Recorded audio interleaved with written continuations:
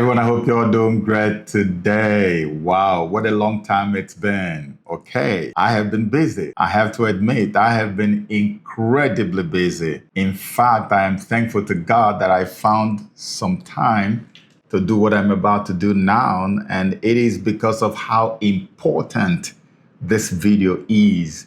That's why I said to myself, no matter what happens, I am definitely going to make this video. It is arguably one of the most important videos I've ever had to put out there, and I'm going to plead with you right now. Please, whatever it takes, make sure that you help me to share this video far and wide. Let every single person who identifies as Nigerian or who has been trapped in Nigeria get to see this video, because it has a lot to tell you about the future, about what must be and what must happen in 2027. Okay, without much ado, I want us to get straight into it. About 4 months ago, I put out a video. The title of this video is 2025, Nigeria, Niger Republic, and the looming Northern Revolt. Now, that video exposed something that I am 110% sure no one else anywhere has ever told you.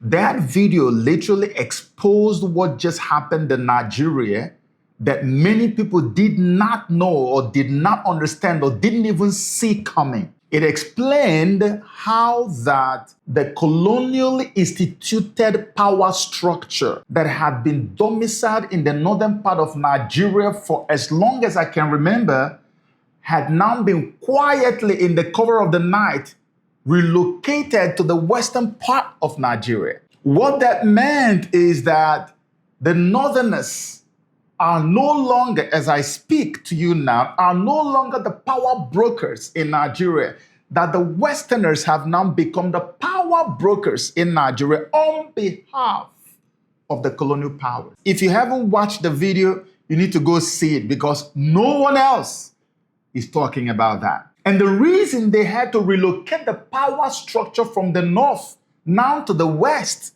was because they found out that the north all of a sudden is having a little bit of a Russian problem. I explained in that video how that when we had that massive protest we had in Nigeria right after Tinubu was sworn in, we had a protest in Nigeria, and suddenly we saw Russian flags all over northern Nigeria. And people were like, how did these flags get to northern Nigeria? And the flags were not found anywhere in southern part of Nigeria. And I explained it in the video that unbeknownst to all the people who were claiming to be politicians or who claimed to be Nigerian politicians, there was something going on in the north, a massive sensitization program that was taking place to sensitize their people on the need to align with their brothers in Niger Republic in building a relationship with Russia. Because Niger Republic, by building that relationship with Russia, has broken with the colonial powers, which is France. And so today, Niger has joined the League of the Nations and the Sahel that can now boast of true independence on the continent of Africa. They saw the level of liberty and freedom and wealth and greatness that came or that comes with that, and they kind of desired to have that. But unfortunately, we are roped into a union that can never work. And the reason the colonial powers did that is that whenever someone like the Northerners now decide, oh, I want to break with the colonials, they can easily relocate the power structure to the West and say, West, deal with them. And if the West gets up tomorrow and say, no, I think we have suffered enough under you, let us actually leave this thing, let us be on our own, they will say, oh, Igbo man, have you noticed that you've never ruled Nigeria before? Come and take over and rule and punish Yoruba for us and punish Northerners for us. And when the person comes to power, everybody will focus on the person and then start a tribal war. They will not think about the puppet masters that are pushing the people and orchestrating all of these things behind the scene. They will only be focusing on the individual. This is the kind of psychological warfare they have waged on us for so many years. That's what happened. I'm just giving you a recap of what happened in that video. And why am I making this video now? I'm making this video now because I have another beautiful prediction that I'm going to prove to you by so many things. 2027 in Nigeria is not going to be an election year. It's going to be a division year. 2027 in Nigeria will be arguably the most chaotic year this fraudulent union called Nigeria has ever witnessed since it was fraudulently put together in 1914 by Lord Lugard. That's why you are seeing something that we haven't seen in a long while. It is 2025. Actual election campaigning began in January of 2025, and the election is still in 2027. When was the last time you saw something like that? You will see permutations and you see movement, but I'm talking practical, actual campaigning has begun in January of 2025 against an election that is supposed to happen in 2027 because there is fire on the mountain. The 1914 amalgamation that expired in 2014 and they refused to have a discussion about it, it is eventually about to manifest in the physical. You know, a lot of Nigerians don't know what happened in 1914. In 1914, we had the Southern Protectorate, there was the Northern Protectorate, and there was Lagos. The colonial powers needed more control. And so Lord Lugard contacted the colonial office in London. And they, of course, approved his idea of amalgamating the units. So they now gave him an edict. It's a document.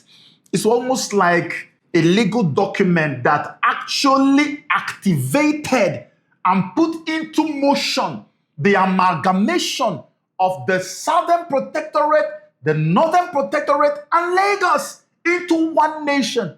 There was not even a name for this so-called nation. It was the girlfriend or fiancée or wife of that Lord Lugard, that I call the son of the devil. It was his wife or whatever that gave Nigeria its name. And now later they claim it was from Niger, they got it. No, it was out of a figment of her imagination. And in one document that I laid hands on several years ago in one of the videos I put out, one of the colonial officers detailed exactly what the whole idea of Nigeria was. He said Nigeria was created as something that came out of the figment of the imagination of Lord Lugard, and that it was structured to function in reverse. I have the actual document. I put it in one of my videos. Have you not noticed that Nigeria functions in reverse? That when everybody is going forward, Nigeria goes backward. It was encoded in the DNA of that amalgamation because Nigeria was never meant to succeed. Anything you see in any child, go and check the DNA. It is there. In the DNA of the formation of Nigeria, this backwardness, this Stone Age mentality you see today, this whole backbiting and tribalistic agenda and warfare that you see every day was encoded in that DNA. Our forefathers didn't come together to say, let us form a nation and call it Nigeria. They lived autonomously, independently, happily on their own. But because of the resources on the ground, the colonials did what they did. And in that edict that created Nigeria, that fraudulent document, we were given 100 years to try and see if we can live together in harmony and in peace. It was contained in the edict. We were supposed to try this. It was a trial run for 100 years. And the thing said that if by 100 years we find out that we are still not able to coexist in harmony together, we can actually have a discussion to go our separate ways. You think I'm lying, right? You know, when an Igbo man says this, he says, oh, that's IPOB. He's looking for Biafra. Have you heard the name Ango Abdullahi before? He is the convener of the Northern Elders Forum. I am going to tell you what he said in 2024, just last year here. It's a long read, but I'm going to cut it short. Let me just read the part. And this is a direct quote from him. He says, in the edict if you read it, it was clear that we were being encouraged from various backgrounds to come together and build a country called Nigeria. And our leaders at that time agreed that we will try. We will try. But we were advised in the details of the edict that we should be monitoring progress over the years. But the life of the edict was 100 years, which meant that the edict expired 2014, which is 100 years from its formation. This is Ango Abdullahi, direct quote. The caption of the stuff I just read for you now is, edict establishing Nigeria expired 10 years ago. Read it from the Sun. And we are still here, held together by force. You did not consult my ancestors when you formed your fraudulent nation. Even 100 years after, when we were supposed to now sit down as human beings and discuss the terms of our coexistence, you are still forcefully holding us down with your military and security apparatuses, which is what colonialism is all about. You can't talk, you must keep quiet. It has expired, but nobody is allowed to say anything. And the God in heaven knows that that expiration is going to be brought to bear. So Ango Abdullahi now said it, that it has expired in 2014. When we screamed, I remember that time, everybody called us, oh, these Igbo people again. How times change. It is now the Northern Elders Forum that are reminding Nigeria that it has expired. They remember back in the days when you made noise, it was the Northerners who will rail against you. Oh my gosh, they will come after you. This is Nyamiri, what is wrong with you people? Nigeria must stay one Nigeria, one Nigeria. In fact, the greeting in Nigeria that gives you contract is one Nigeria. The moment you are seen as somebody who is advocating for the dismemberment of Nigeria, you become an enemy number one. They will come after you, which is why Mazen Nnamdi Kanu is going through hell today. You cannot!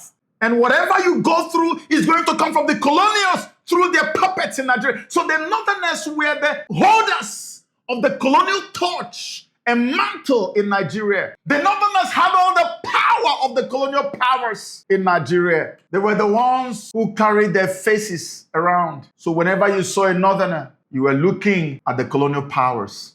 Whatever they said was final. Whenever they showed up in any matter, that matter was settled because they were the overlords. The power was resting on their shoulders. They had everything. There was nowhere a Northerner showed up that people didn't respect because the colonials put the crown of neocolonialism on their heads and they carried it very proudly everywhere they went. The power was too much. I am telling you, this is how I grew up. I grew up knowing all of this. So for those of us who have been oppressed from day one as Igbos in Nigeria, anytime we open our mouth, the first attack will come from the north and then from the west. Never in my life did I think that we get to a point where Northerners will begin to also talk about Nigeria has expired. That is our lingua franca. That's our language as Igbos. I didn't think we were going to have brothers in that game, on that boat, or in that boat. No, it's happening right now. Why? Because the power structure has been relocated from the north to the west. And the north is feeling the pinch of it right now. And it is not looking very good at all. Let me tell you why I believe that 2027 will be hellish. And that may be the year we've been praying for all along. There's a guy, his name is Hakeem Baba Ahmed. Hakeem Baba Ahmed was a former special advisor on political matters to President Bola Ahmed Tinubu. He later resigned and got very angry, began to grant all kinds of interviews, telling the whole world that Tinubu is marginalizing the North. Of course, what do you expect when you are seen as someone who had betrayed your colonial powers and the colonial powers have now relocated the power structure to a Yoruba man? They have now given them the crown that you once wore. What do you expect? They will first punish you. After punishing you, then you will be relegated eternally to the background. And the North has seen this. They know This is what Igbos have gone through. So having been in that lofty position, that revered position, people that we worship, the kings, they can't fathom them coming down to the point of being slaves in a land where they once ruled as kings and rode the horses. Now they're going to be walking on barefoot. They don't know how to wrap their heads around it. So you need to understand their sentiment. That's why they can't understand why Tinubu must come back a second time. That's why they are shouting and screaming that no matter what happens, Tinubu will not return as president. They don't mind if you give them a chicken or goat from the south. They are not talking, let's go to the north, because they know there's a political arrangement that says the north will do 8 years and the south will do 8 years. Buhari has done the 8 years of the north. Tinubu is not doing on behalf of the south, but he's going to finish 4 years only. And in 2027, he's supposed to start the next 4 years. And they are saying we can't afford a 4-year term after this one that Tinubu is doing. He's not even up to 4 years, and look at how we are. The guy has finished us. I'll read you something. So this is what that guy that worked with Tinubu, Hakim Baba Ahmed, this is what he said. If they plan to rig election, they should be careful. Because why? It won't be good for Nigeria. Not for Tinubu, not for the political class, but for Nigeria. Mark this, for Nigeria. The North is watching. Elders, masses, and interest groups will soon say enough is enough. The injustice and sidelining of the North must stop. And now, let me read you what he now said here. He said, in the next 6 months, the North will decide where it stands. And that's politically, where it stands politically. Where it is now going to go. And then he goes further, he says, if the rest of the country wants to join us, fine. If not, we will go our own way. One thing is clear, nobody can become president of Nigeria without Northern support. So you see, El-Rufai said that Tinubu will be rejected in 2027 the way Jonathan was rejected in 2015. He said it. And everybody was attacking. Remember, El-Rufai was one of the guys in the inner caucus of Tinubu's pre-election political structure. He even went to the Chatham House with Tinubu when Tinubu was given that infamous document. They asked him a question at Chatham House. Everybody remembers that, right? And he couldn't answer the question. He started delegating answers to different guys who came with him. One of the people he called up to answer one of the questions was Nasir El-Rufai. What are your plans for youth, young people? If you would like to answer the questions, Mr. Tinubu. Please, if we can keep quiet for one conversation here. Thank you. Go ahead. Let me once and demonstrate here. One of those philosophers I wanted doctrine that I believe firmly in is teamship. Unbreakable team. To demonstrate that, I will choose the first question, assign it to Dele Alake. Okay. And the second question, assign to Nasiru El-Rufai. The other one was Ben Ayade of Cross River State, the former governor. 3 of them. So you can imagine for El-Rufai to have gone to Chatham House with him, for him to have called him up. The guy was so deep into the whole machinery that brought Tinubu to power. You know, Chatham House is where you have to go and present yourself and present your report card to the colonial power. It's the modern day colonial office where they used to get permissions, like where they got the edict to amalgamate Nigeria. That's the modern one. They won't call it colonial office, but that's what it is. Because you don't become president unless you have gone to Chatham House, where they give you approval, where you sign deals and pledge your loyalty to the structure of colonialism in your nation. He took El-Rufai there. And today, El-Rufai is saying he will be rejected. But if El-Rufai has said that Tinubu will be rejected and all of the North, they are all with him. And this man is now saying that you cannot win elections in Nigeria without the North.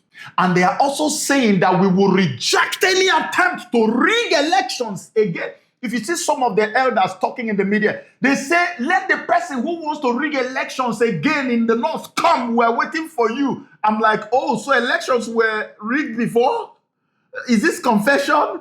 They say, never again will anyone be allowed to come to the North and rig elections. So this guy is saying the same thing. He's saying, without us, you cannot be president. On top of that, you are saying he will be rejected. So what does that mean? It simply means that the North is not going to give Tinubu their support in 2027. But there is palpable anger in the North, and all the people around him, all those telling him that everything is quiet, they cannot go to the North and say, vote for APC or vote for Tinubu today.